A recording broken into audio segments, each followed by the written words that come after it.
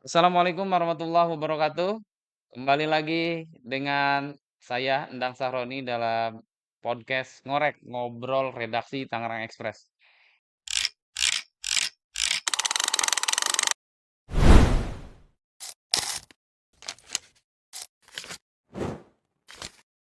Kali ini Kamis 7 Mei 2026, saya akan kembali membacakan isu yang diangkat atau pemberitaan yang disuguhkan oleh Koran Harian Umum Tangerang Express edisi 7 Mei 2026. Mulai dari halaman 1 nanti sampai dengan halaman atau rubrik lainnya. Untuk di halaman 1 Tangerang Express pagi ini mengangkat isu berita terkait dengan persiapan Pekan Olahraga Provinsi Banten yang ke-7 yang akan digelar di Kota Tangerang Selatan. Isu yang diangkat adalah terkait dengan wacana bahwa jumlah cabang olahraga yang akan dipertandingkan dalam kegiatan multi event tersebut naik dari sebelumnya 47 diusulkan menjadi 58 cabang olahraga. Jadi problematikanya adalah cabang olahraganya bertambah 58 dari 47, sementara sokongan dana atau anggaran berkurang. Maksudnya begini, teman-teman. Saat ini kita dihadapkan pada kebijakan efisiensi penggunaan anggaran yang berlaku secara nasional, sehingga hal ini menuntut juga efisiensi di daerah. Sementara daerah itu, kabupaten kota akan menjadi peserta dalam Porprov. Maka dalam hal ini ketika cabang olahraganya naik, maka kebutuhan anggaran itu juga naik.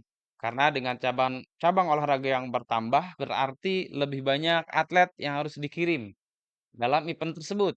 Sementara dukungan hibah anggaran dari pemerintah untuk pelaksanaan itu berkurang. Termasuk juga di wilayah Kota Tangsel yang notabene menjadi tuan rumah. Wali Kota Tangsel, Bapak Wali Kota Tangsel, Bapak Haji Benyamin Dafni sebelumnya mengakui bahwa mereka juga memperketat anggaran untuk KONI ya, untuk hibah untuk KONI dalam menyukseskan Porprov ini. Jadi pemerintah Kota Tangsel mengalokasikan dana sekitar 50 miliar untuk KONI dalam mendukung pelaksanaan Porprov. Jumlah ini memang besar, tapi ternyata itu masih jauh api dari panggang karena KONI Kota Tangsel sebelumnya mengirimkan proposal dana hibah itu sebesar 100 miliar lebih. Namun demikian, Bapak Wali Kota Tangsel itu meminta agar eh, dana 50 miliar itu dimaksimalkan untuk menyukseskan Porprov. Kita kembali lagi, teman-teman. Kalaupun tadi jumlah cabang olahraga yang akan dipertandingkan di Porprov ini bertambah, usulannya 58, namun sejatinya ini belum final. Pemerintah Kota Tangsel sebagai panitia pelaksana masih menunggu kepastian final melalui surat keputusan KONI Banten. Apakah nanti finalnya 58 atau berkurang atau justru mungkin bertambah? Kita tunggu saja dan ini menjadi eh, apa namanya? Bisa saja menjadi salah satu indikator nanti seberapa berhasil atau seberapa sukses pelaksanaan Porprov ke-7 Banten yang akan dilaksanakan di Kota Tangsel. Kemudian berita yang kedua yang diangkat di halaman 1 Tangerang Express itu menyuguhkan kegiatan Bapak Gubernur Banten, Bapak Andra Soni, kemarin hari Rabu tanggal 6 Mei 2026. Bapak Gubernur Banten, Bapak Andra Soni menerima audiensi dari PT SSE ya, PT Solusindo Sampah Energi.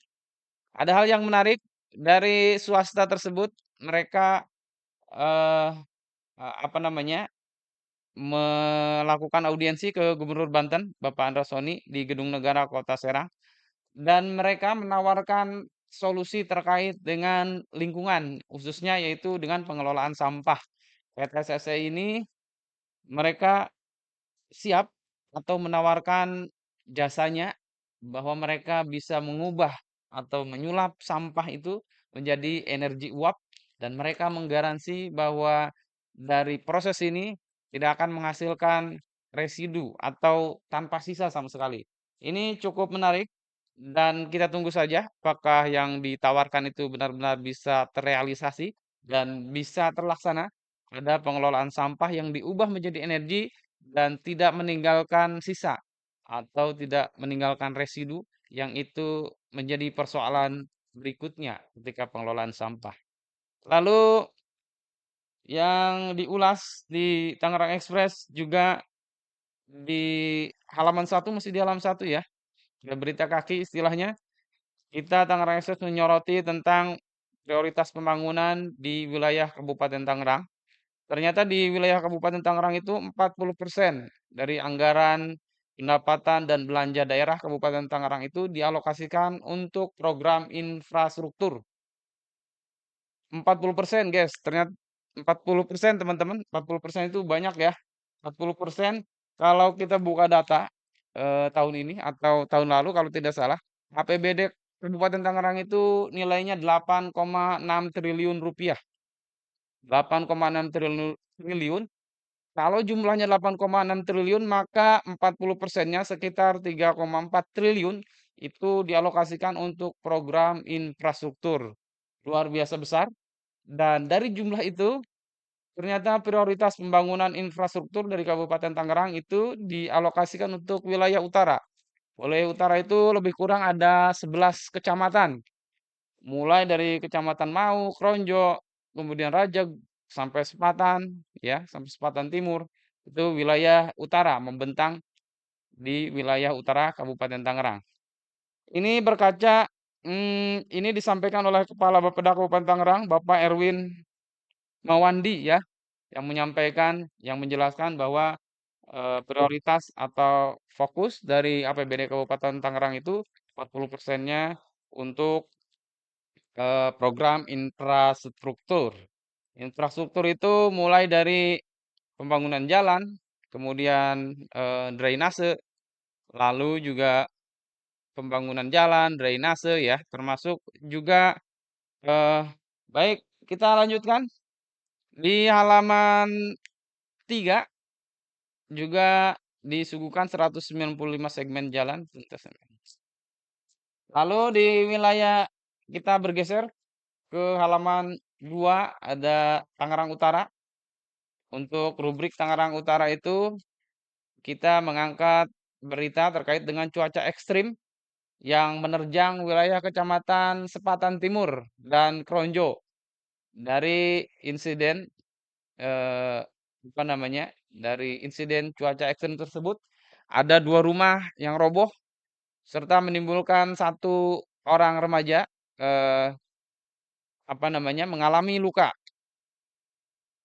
Lalu juga ada berita terkait dengan penertiban bangunan liar yang ada di wilayah Pasar Kemis. Ada sekitar 261 bangunan liar berhasil ditertibkan oleh pemerintah Kabupaten Tangerang. Dalam hal ini dengan diawasi langsung oleh pemerintah Kecamatan Pasar Kemis. Luar biasa. Lalu kita bergeser ke rubrik Kota Tangerang. Teman-teman di Kota Tangerang, untuk pemberitaan di Kota Tangerang, Tangerang Express itu mengangkat tentang kedatangan pejabat baru, yaitu pejabat baru Kepala Kejaksaan Negeri Kota Tangerang. Kepala Kejaksaan Negeri Kota Tangerang kemarin itu pada Selasa malam beliau melakukan serah terima jabatan dengan Kajari sebelumnya.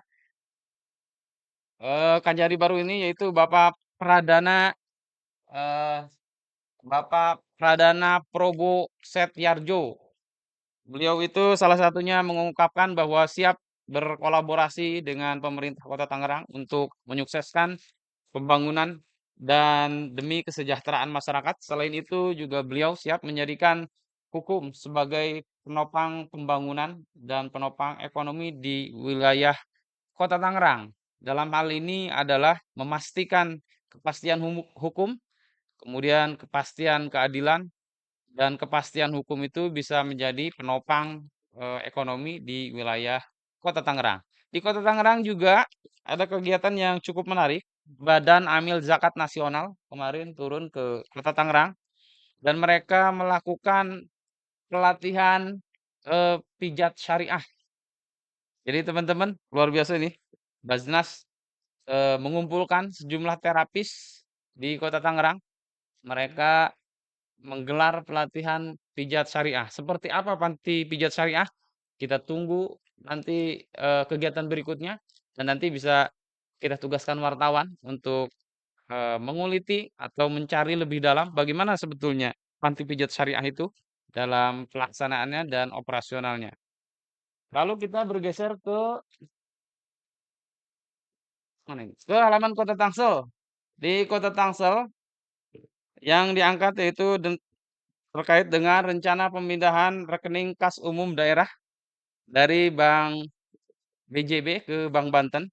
Kemarin yang berkomentar adalah Ketua DPRD Kota Tangerang, Bapak Abdul Rasid, dan juga Ketua Komisi 3 DPRD Kota Tangsel, yaitu Ibu Mulyana Anwar.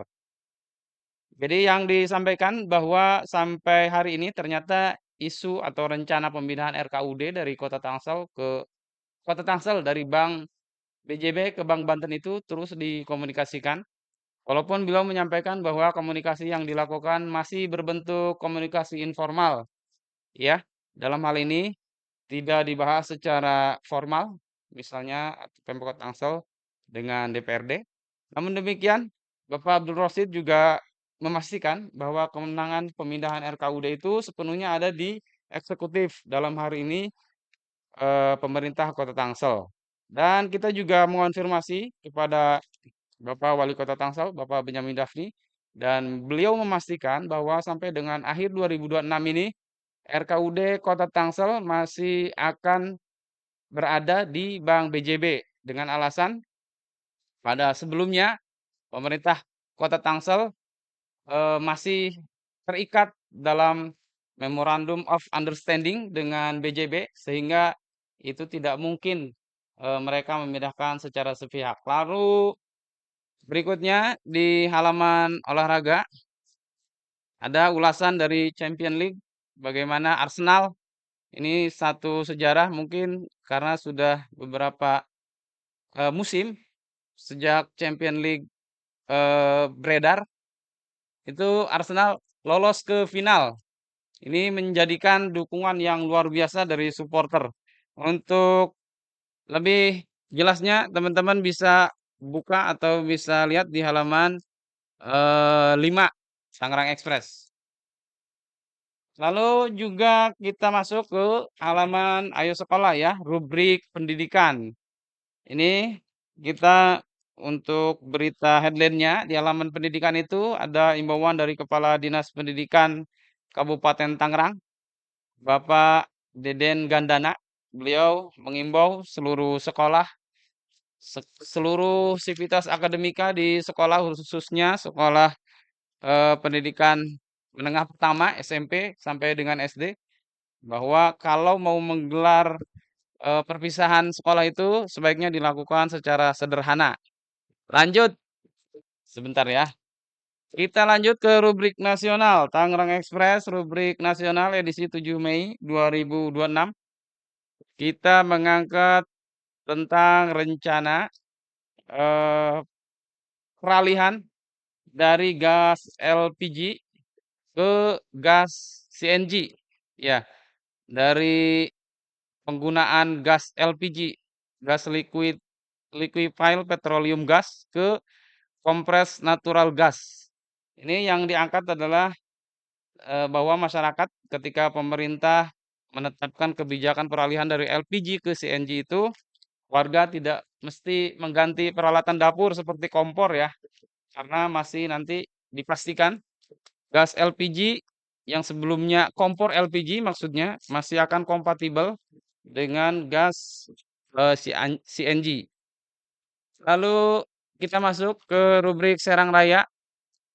Ini menarik di tengah geliat pertumbuhan atau eh, fokus pemerintah pusat untuk membangun koperasi merah putih. Ternyata ada fenomena koperasi yang terancam bubar. Ini juga menarik karena koperasinya ini koperasi pemerintah atau namanya pegawai PNS di Kabupaten di Kabupaten Serang.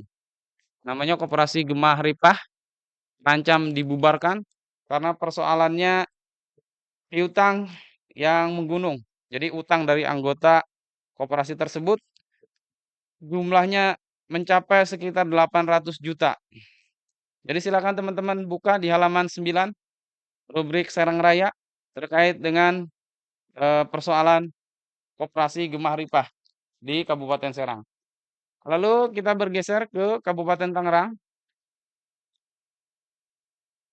yang diambil headline di Kabupaten Tangerang yaitu terkait dengan langkah yang dilakukan Badan Pendapatan Daerah Kabupaten Tangerang menyurati ribuan perusahaan untuk menunaikan kewajiban pajak, pajak daerahnya ya.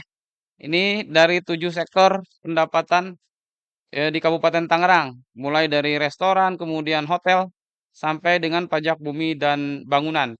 Dan upaya itu membuahkan hasil yang kita angkat. Pemerintah Kabupaten Tangerang meraup sekitar 20,2 miliar dari upaya penagihan pajak yang dilakukan oleh Bapenda Kabupaten Tangerang. Lalu berikutnya ke halaman Lebak Pandeglang. Ini yang diangkat adalah keterbatasan anggaran di wilayah Lebak ini ya, di wilayah Kabupaten Lebak yang disampaikan oleh pelaksana tugas Kepala Dinas Pekerjaan Umum dan Perumahan Rakyat Bapak Dede Yan Apriandi mengatakan bahwa banyaknya jalan rusak atau penanganan jalan rusak di wilayah Kabupaten Lebak ini terkendala oleh anggaran. Dan yang terakhir, halaman 12, halaman atau rubrik Banten Express. Rubrik Banten Express itu mengangkat atau menyoroti dari komentar pengamat yang menyebut bahwa pemerintah dinilai belum sepenuhnya melakukan pembangunan secara merata. Ya, ini dalam hal ini adalah pemerintah Provinsi Banten. Baik, teman-teman, kalau untuk lebih jelasnya, silakan teman-teman bisa mencari koran Tangerang Express atau ulasannya artikel-artikelnya sudah kita upload juga di web tangerangexpress.display.id juga di bantenexpress.co.id. Terima kasih untuk kebersamaannya dan terima kasih masih menyimak podcast Tangerang Express kali ini. Mohon maaf atas segala kesalahan. Kita kembali lagi nanti dan jangan lupa follow kami di Tangerang Express IG, kemudian Tangerang Express Facebook dan TikTok. Wassalamualaikum warahmatullahi wabarakatuh.